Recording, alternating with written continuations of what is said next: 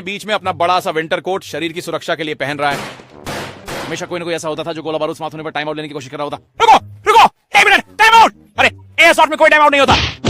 तुम घर लौटते हो और तुम्हारे शरीर पर लाल निशान होते हैं, जैसे किसी ने तुम्हें स्मॉल पॉक्स कंबल दे दिया हो। मैंने अंततः अपने हथियार में सुधार किया, अपनी हैंडगन फेंक दी और एक बड़ा स्नाइपर राइफल खरीदा। वह मेरी पूरी शरीर से बड़ा है, उस पर एक बड़ा स्कोप है, जैसे मैं किसी सार्वजनिक अधिकारी की हत्या करने जा रहा हूँ। जरूर वह बाकी की तरह तेजी से नहीं चलती थी, लेकिन उसमें कुछ ताकत थी। मेरा दोस्त एक कार के पीछे छिपा हुआ था और मैं आसानी से कार के पार शूट कर देता। पहले हफ्ते जब मुझे वह राइफल मिली, मैंने अपने कजन को पीठ पर गोली मारी। उसके बाद के हफ्ते हमने उसके लिए बंद ताबूत वाला अंतिम संस्कार किया। अब एक खास दिन हम कैप्चर द फ्लैग खेल रहे थे और इस समय यह जानना जरूरी है कि तब इन गनों पर बड़ी नारंगी टिप्स नहीं लगाई जाती थी जैसे आजकल लगाई जाती हैं, ताकि पता चल सके कि यह नकली गन है। नहीं, वे बस उस चीज के अंत पर नारंगी नेल पॉलिश का थोड़ा सा लगाते हैं और दिन समाप्त समझते हैं। और इससे आपके पड़ोसियों के लिए यह थोड़ा कठिन हो जाता है कि आप बाहर खेल रहे हैं या घरेलू आतंकवादी गतिविधि कर रहे हैं। हाँ, नमस्ते, 11 यहाँ एक बच्चा हिरन राइफल के साथ है और वह सड़कों पर उत्पात कर रहा है। तो मैं अपने बेस पर बैठा, जो डेविड का सामने का आंगन है, मैं अपनी स्कोप से झांक रहा हूँ जैसे मैं लिंडन बी जॉनसन को ऑफिस में लाने वाला हूँ और मैं डेविड को ढूंढ रहा हूँ। अब डेविड कहाँ है? खैर, डेविड को ADHD है, तो वह अपने बेस पर नहीं है और मेरे बेस पर भी नहीं है। मुझे तो यह भी नहीं पता कि उसे पता था कि वह खेल खेल रहा है। शायद भूल गया होगा तितली का पीछा करते हुए। अब डेविड ने शहर की सबसे व्यस्त सड़कों में से एक की ओर चलने का फैसला किया। शहर में जाकर हवा में ऐसा कुछ लहराना जो स्वचालित असॉल्ट राइफल जैसा दिखता है। खैर, कल्पना करो कि डेविड का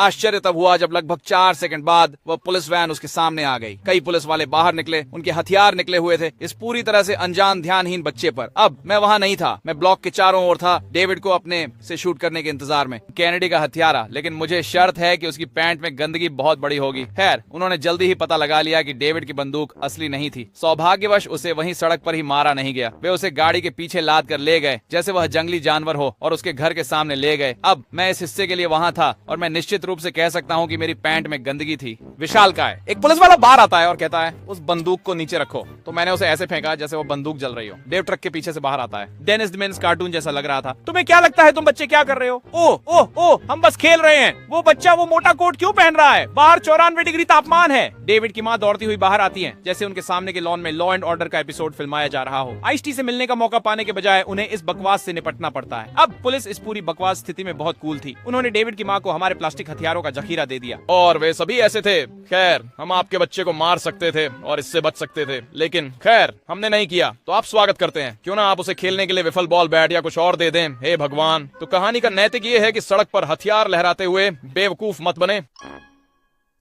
BruceDew.com